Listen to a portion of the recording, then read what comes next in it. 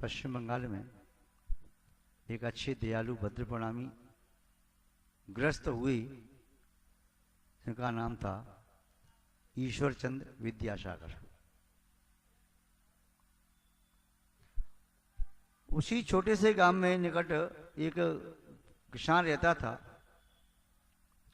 उस किसान के पास थोड़ा खेत भी था और मकान भी था, किंतु किसान के घर में पाप की वजह से बीमारी वगैरह जो कुछ आई, उससे उसका जो धन जमा था नष्ट हो गया। आवश्यकता पड़ी तो उसने अपने खेत को गिरवी रख दिया, मकान को गिरवी रख दिया। गिरवी तो रख दिया पर छुड़ा नहीं पाया। अब बार बार नोटिस आई कि आप इतना पैसा जमा करो तो आपका घर आपको मिलेगा, नहीं तो कुर्की हो जाएगी, नीलामी हो जाएगी। पहली नोटिस आया, गया, हाथ जोड़ के आ गया, मैं व्यवस्था कर रहा हूं, अभी व्यवस्था नहीं कर पाया। दूसरी बार नोटिस आया, फिर गया। तीसरी बार अंतिम नोटिस आया। उसने सबसे मिल लिया, कोई लगभग 300 रुपए की उसे आवश्यकता थी। उस समय 300 रुपए बहुत महत्व रखते थे। 300 रुपए की आवश्यकता थी। सब जगह गया, रिश्तेदारी में, मित्रों के पास, जितने भी थे सबके पास गए। सबने इसकी बात को सुना और मुस्कुरा के रह गए, भाई अभी तो हाथ टाइट है, अभी तो तंगी है, अभी तो आपकी सहायता हम नहीं कर पाएंगे कुछ। जिसके पास भी जाए उसकी मजाक उड़ाए और मुस्कुरा के रह जाए। नोटिस का जो अंतिम दिन था, जब बुलाया था कोर्ट में, अदालत में जाना था, अब जा रहा है। जब व्यक्ति हताश, उदास, निराश हो तो फिर चलता है तो एक एक पैर ऐसा हो जाता है, बहुत भारी हो रहा हो, उठाता है, फिर आगे रखता है, थक जाता है। और अंदर में उत्साह हो तो पैर इतने हल्के हो जाते हैं कि जैसे हवा से बातें करता चला जा रहा हो। जा रहा है अदालत की ओर। संयोग की बात, जाते समय मार्ग में वृक्ष के नीचे उसे एक व्यक्ति दिखाई दिया। व्यक्ति को देख करके वह भी वहां बैठ गया, छाया में बैठा।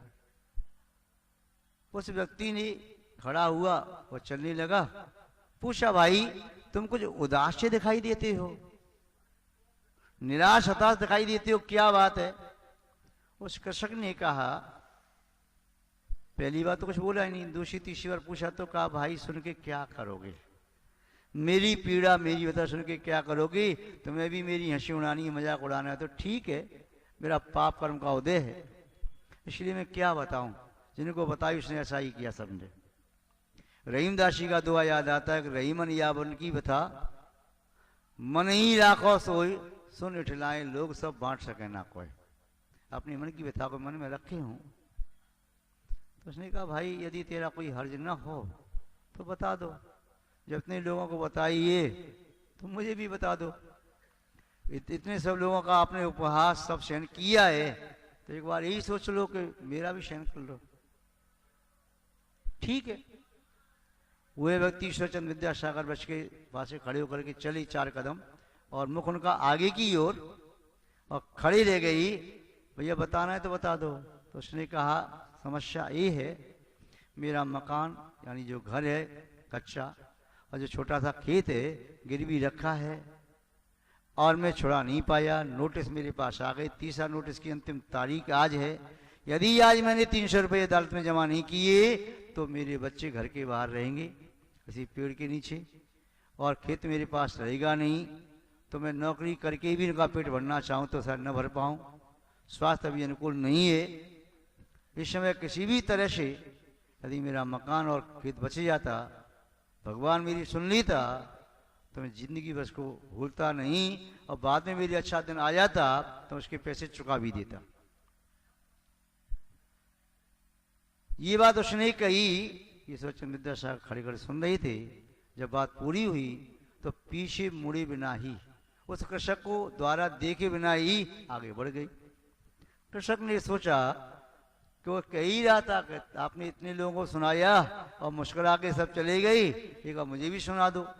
सबकी आपने सहन की तो मेरी भी सहन कर लो। ठीक है भाई, मेरे भाग में ही लिखा है तो सहन तो करना पड़ेगा। और वह व्यक्ति फिर खड़ा हुआ, अदालत की ओर चलने लगा। चलते चलते अब शाम हो गई। उत्साहहीन था, उधर में भी पर्याप्त भोजन नहीं था, पानी पी के चला था, आंखें गीली थी, अदालत बंद होने को थी।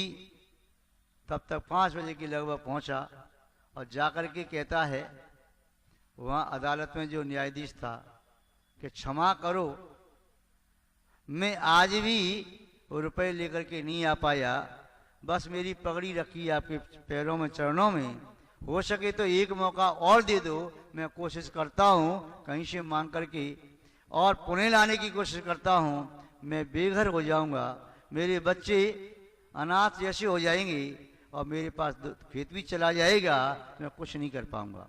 अभी तो छोटे से खेत में सब्जी वगैरह करके बेच करके पेट पालन कर पाता हूँ। जब ये बात उसने कृषक ने कही तो न्यायाधीश हंसने लगा।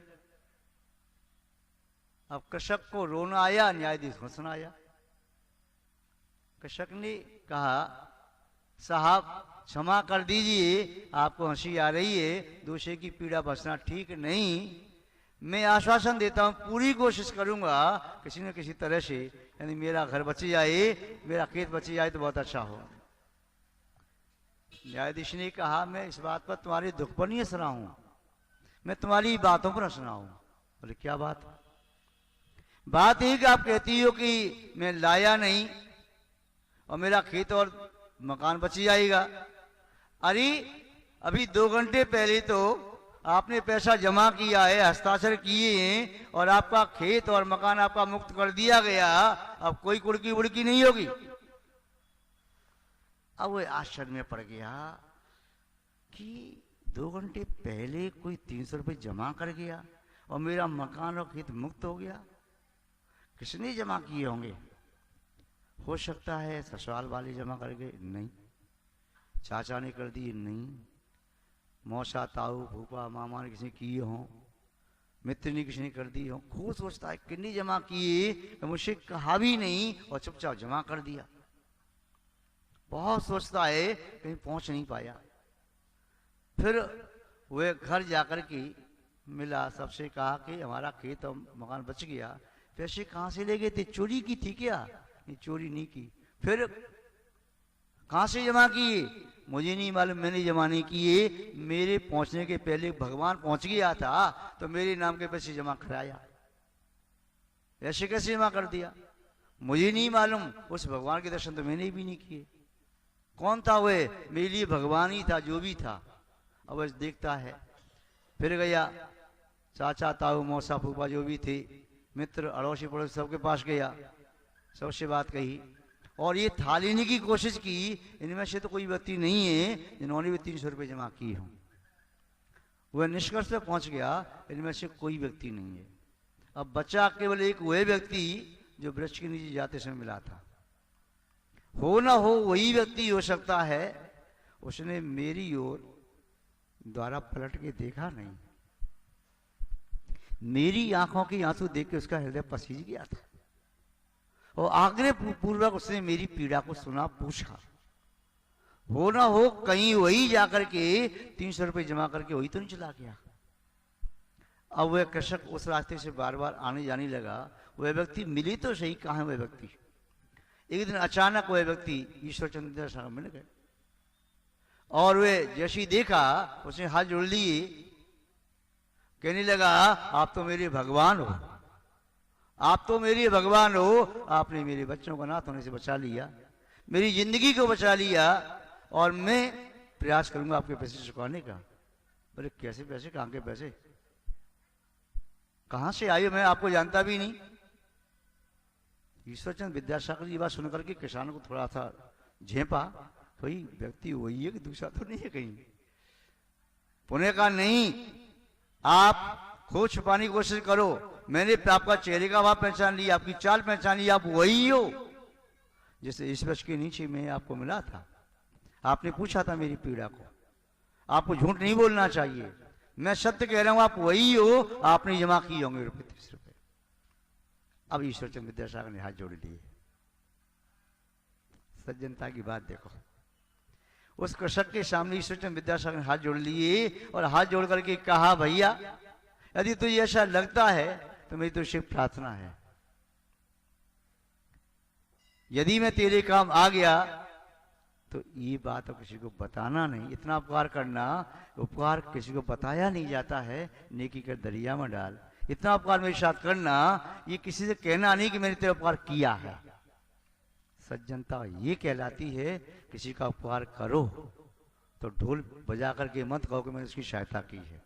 किसी के पास आज गरीबी हो सकती है, सहायता कर दो चुपचाप। किसी के पास कोई प्रतिकूलता होती है, सहायता कर दो। वह व्यक्ति चाहे माने या न माने, आपका भगवान जानता है, देखता है।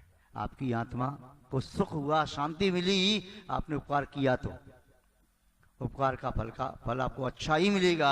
आज मिले चाहे कल मिले, जिसका किया है वो चुकाई या न चुकाई, किंतु आपको मिलेगा जरूर।